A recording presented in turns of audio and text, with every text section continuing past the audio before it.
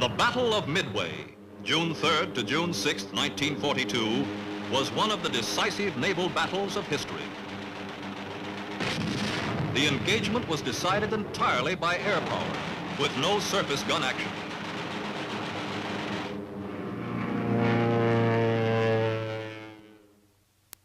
At Midway, the Japanese repeated the pattern of the Coral Sea 1 month before.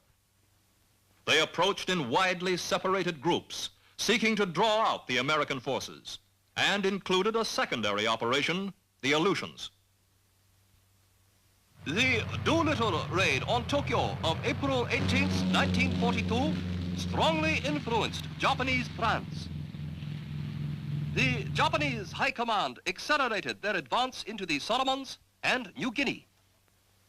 Further advances were planned to include New Caledonia, the Fiji Islands, and Samoa. These to be followed by the capture of the strategic island of Midway and the occupation of the Aleutians. Many of these objectives had been set forth in previous plans. But the Battle of the Coral Sea had checked the Japanese advance southward by sea. The advance to the eastward was then ordered by Imperial headquarters. Thus, the lines of American communication would be cut, the areas west of Pearl Harbor would be denied, the balance of naval power in the Pacific would be upset. The Japanese Commander-in-Chief Combined Fleet felt that as a result of Pearl Harbor, the American fleet was temporarily inferior. But the American industrial potential made a fleet action imperative on the part of Japan. The approaches to Japan must be strengthened. By departing from their established naval policy of holding their fleet in Japanese-controlled waters and threatening something the Americans prized, the Americans might then feel compelled to commit their weaker forces and thus be brought to a vulnerable position. Thus, he hoped to bring off a decisive battle near Midway. Preceding the Midway attack by 1 day, there was to be reconnaissance in force against Dutch Harbor, which was to be struck a paralyzing blow to cover the seizure of Edak, Kiska, and Attu. This move would act as a diversion to Midway.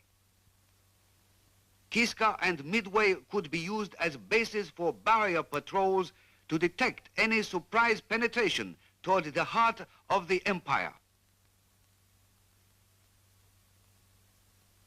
The Japanese commander believed that there would not be any powerful American units with carriers near Midway.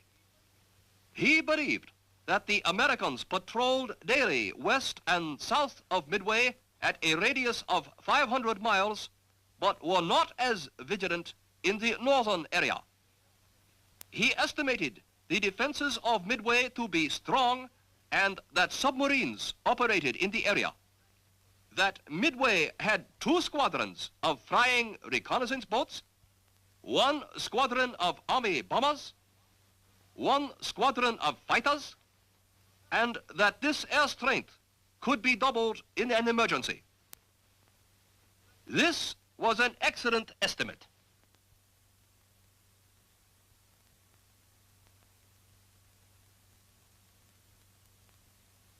Here is the Japanese commander's estimate of the American surface units in the Hawaiian area. He estimated 2 to 3 carriers. Actually, there were 3. He also estimated 2 to 3 special carriers and 2 battleships, but there were none in the Hawaiian area. He estimated 4 to 5 heavy cruisers, when actually there were 7. 3 to 4 light cruisers, there was only 1, and 4 very light cruisers, of which none were present.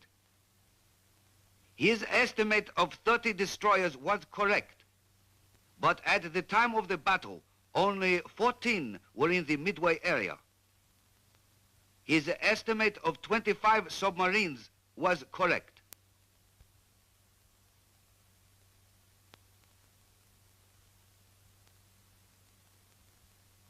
The Japanese commander of the Aleutian forces believed that at Dutch Harbor there were considerable military installations and patrol craft, but he felt it could be captured easily. He also believed that Kiska and Attu had military installations and patrol craft. He estimated that normally there were 20 patrol planes and 10 fighters at Dutch Harbor, that 2 squadrons of patrol planes were in Kodiak and 1 squadron at Sitka. This was a fair estimate, but his failure to learn of the newly constructed Army airfield at Fort Glenn on Umnak Island had an adverse effect on the conduct of his operations. All the Japanese fleets, including the naval air fleets, but excepting the China Seas Fleet, were under the command of the Commander-in-Chief Combined Fleet, Admiral Isoroku Yamamoto. For the Midway operation, the Combined Fleet was organized into 6 coordinate task forces: Mobile Force, Main Force, Midway Occupation Force, Northern Force, Base Air Force, and the Submarine Force. The strength of these task forces was as follows. The Mobile Force consisted of 4 first-line carriers: the Kaga, Akagi, Soryu, and Hiryu, carrying a total of 234 aircraft. These were screened by 2 battleships, the Haruna and Kirishima. These ships possessed high speed and light armor. 2 heavy cruisers, the Tone and the Chikuma. 1 light cruiser, the Nagara, and 12 destroyers. The force was self-supporting and accompanied by its own surprise ships. This powerful offensive weapon was designed to meet any American threat. But in spite of the lesson of the Coral Sea, the Japanese did not feel the need of more ships for anti-aircraft fire. The main force was composed of 1 aircraft carrier, the Zuiho, 7 battleships, the Nagato, the Mutsu, the Ise, the 65,000-ton Yamato, the Hyuga, the Fuso, and the Yamashiro. 3 light cruisers, the Kitagami, the Oi, and the Sendai. 15 destroyers, and 4 surprise ships. This powerful surface force should have been able to defeat the Americans if it had moved against them. The Midway Occupation Force consisted of 5 groups. The 2nd Fleet Group, 2 battleships, the Kongo and the Hiei. 4 heavy cruisers, the Atago, Chokai, Haguro, and Miyoko. 1 light cruiser, the Yuri, 7 destroyers, and 3 surprise ships. The transport group totaled 13 transports and supply ships, and a cross screen with the light cruiser Jinsu, 11 destroyers, and 3 patrol boats. The close support group, 4 heavy cruisers, the Kumano, Suzuya, Mogami, and Mikuma, screened by 4 destroyers. The seaplane tender group and the minesweeper group. The northern force, designed to capture certain Aleutian islands, was composed of 3 groups. The 2nd Mobile Task Group, the carrier Ryujo and the carrier Junyo. 2 heavy cruisers, the Takao and the Maya. 3 destroyers and an oiler. the Kiska occupation group. 2 light cruisers, the Kiso and the Tama. 5 destroyers. 2 auxiliary cruisers. 2 transports. 3 gunboats. And 8 sub-chasers. The Adak Atu occupation group. A light cruiser, the Abukuma. 5 destroyers. A transport. A mine rayer. And 1 auxiliary seaplane carrier.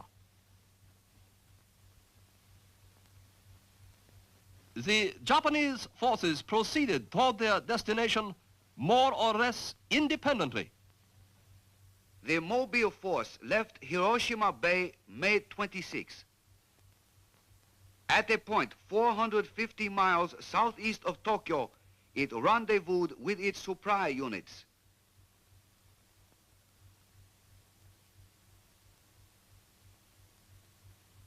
On June 3rd, it was 600 miles northwest of Midway.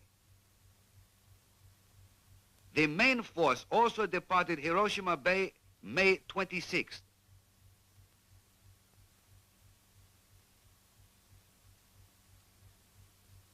On June 3rd, the main force divided into 2 groups. The main group and the Aleutian support group, which headed toward the Aleutians. The Midway occupation force left Japanese waters in widely separated groups. The mine sweeper group departed Saipan May 25th for Midway via Wake Island.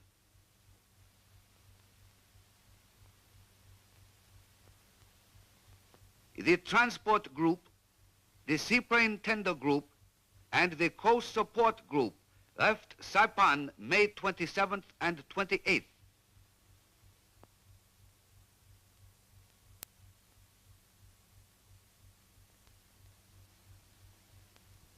The Second Fleet Group left Japan May 28th.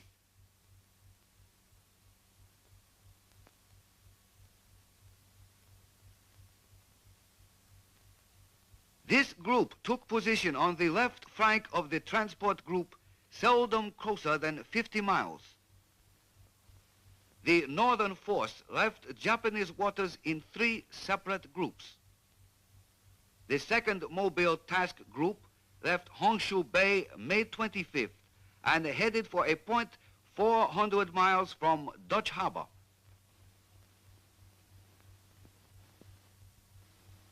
The Kiska occupation group left Honshu Bay on May 27th for Paramushiro-to and from there departed for Kiska Island on June 1st. The Adak Atu occupation group left Honshu Bay on May 28th for the Aleutian waters.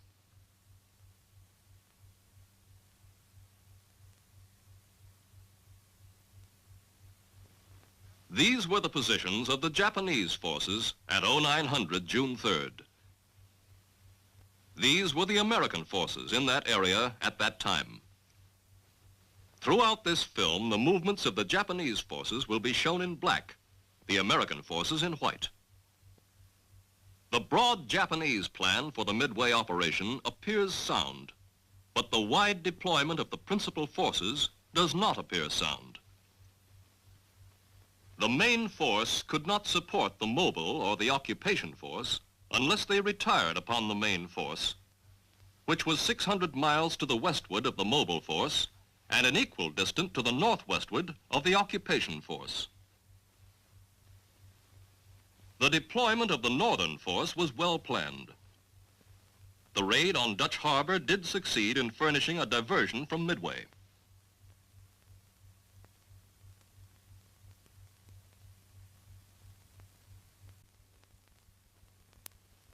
Admiral Chester W. Nimitz, Commander-in-Chief, U.S. Pacific Fleet, CINCPAC, was directed on April 3rd to assume command of all the armed forces in the Pacific Ocean area. Early in May, intelligence reached CINCPAC that caused him to believe the Japanese planned an invasion thrust at Midway and the Aleutians early in June. This information was remarkably complete. SINCPAC not only considered that he knew of the projected operations, but also he had quite comprehensive information of the strength of Japanese forces involved, their general direction of approach, and the approximate date on which each phase of the operation was to be launched. From this information, SINCPAC was able to make this estimate of the Japanese combatant ships to be used in the Midway action. Let us compare this estimate with the number of Japanese ships that were actually present. The estimate of carriers, heavy cruisers, and submarines was reasonably correct. But his estimate of the number of Japanese battleships, light cruisers, and destroyers was seriously in error.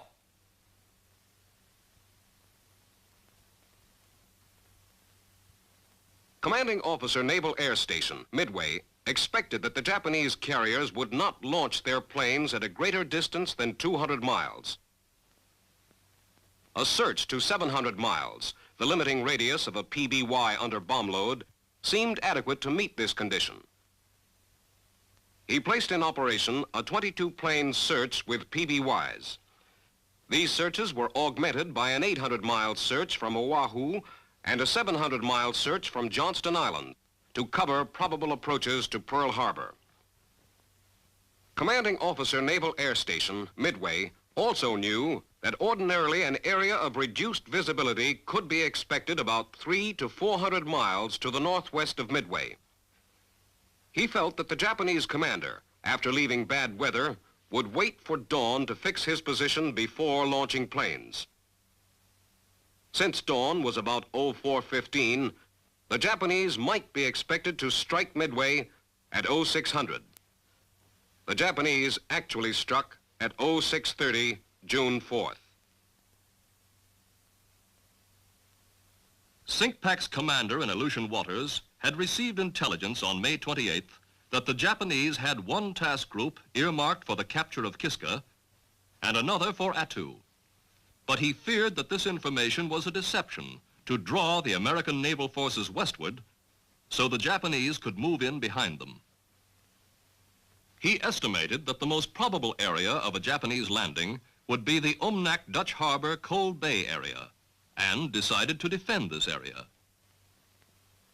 His freedom of action was apparently seriously affected, as he was forced to rely upon land-based aircraft for the essential protection of his ships. The number of his airplanes was limited. Also, there were no airfields west of Fort Glenn. In addition, the distances between his naval surface forces and the bases from which his supporting aircraft operated, plus the almost total lack of darkness in a military sense, which darkness affected his ability to move without detection, all complicated his problem.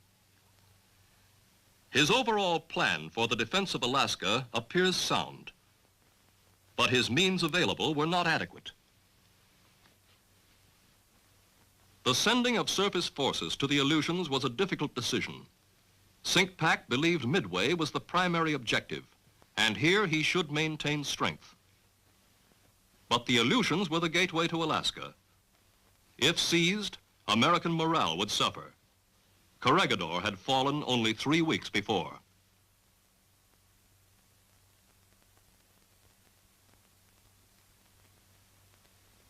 On May 12th, Commander-in-Chief U.S. Fleet, Cominch, and Chief of Staff, U.S. Army, informed all subordinates that area boundaries should in no way restrict operations aiding the common cause. This avoided the boundary restraint of the Coral Sea action. On May 14th, a state of fleet-opposed invasion in the Hawaiian coastal and sea frontiers was declared. The principal responsibility to oppose the invasion was given to the Navy, with unity of command in SINCPAC. On May 21st, Cominch declared a prospective state of fleet-opposed invasion in the Aleutians. At the same time, SINCPAC formed Task Force 8, the Northern Pacific Force, under command of Rear Admiral Robert A. Theobald, U.S. Navy, to oppose advance of the enemy in the Aleutian-Alaskan area. Commander Task Force 8 designated the Naval Air Detachment, Alaskan-Aleutian area, as Task Group 8.1 under command of Captain L.E. Garys, U.S. Navy, and the 11th Air Force as the Air Striking Group, Task Group 8.3 under the command of Brigadier General S.B. Butler, U.S. Army. This was not in accordance with the Joint Chiefs of Staff directive that in order to obtain unified air operations, Commander Alaskan Army Air was to command all Army and Navy air groups in Alaska. By this division of command, unity of command of all air forces in Alaska ceased to exist. Task Force 1, composed of the old battleships, was located at San Francisco. It took no active part in the battle. Commander Task Force 11, Rear Admiral Aubrey Fitch in the Chester, was anchored at San Diego June 3rd, arriving from Tonga June 1st.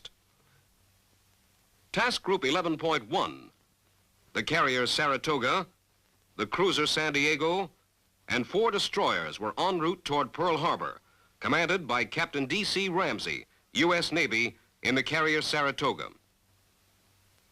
Task Force 7, the submarine force, was divided into Task Group 7.1, the Midway patrol of 12 submarines.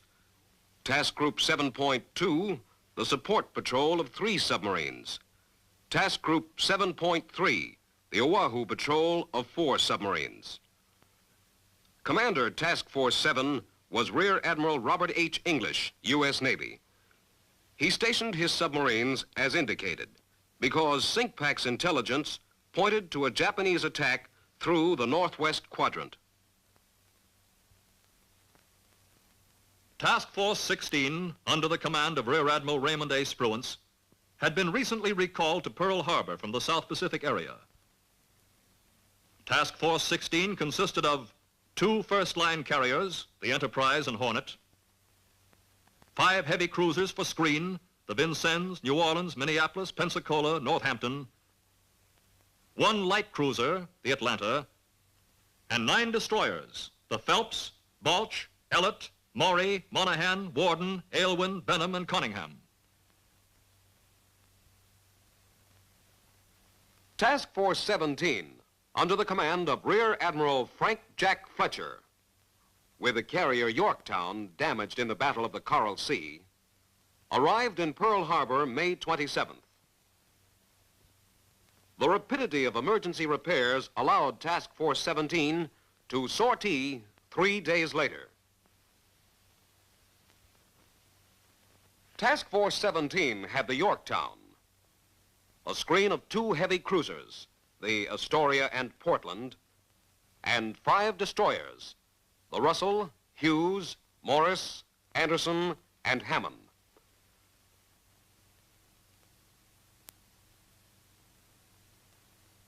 Task Force 16 sortied from Pearl Harbor May 28th. Task Force 17 sortied May 30th.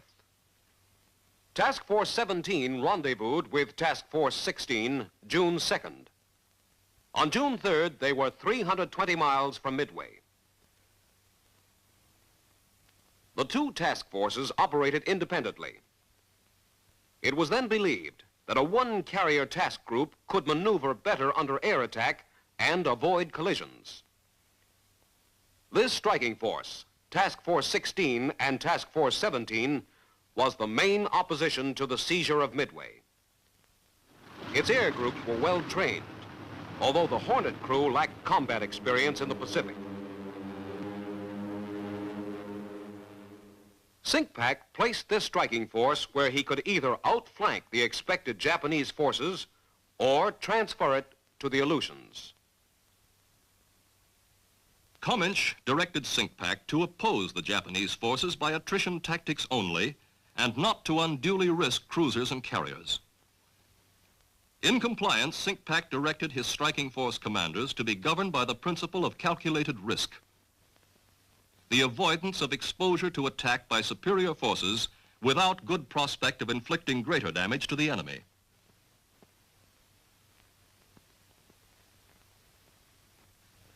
This completes the background for the actions at Midway and in the Aleutians.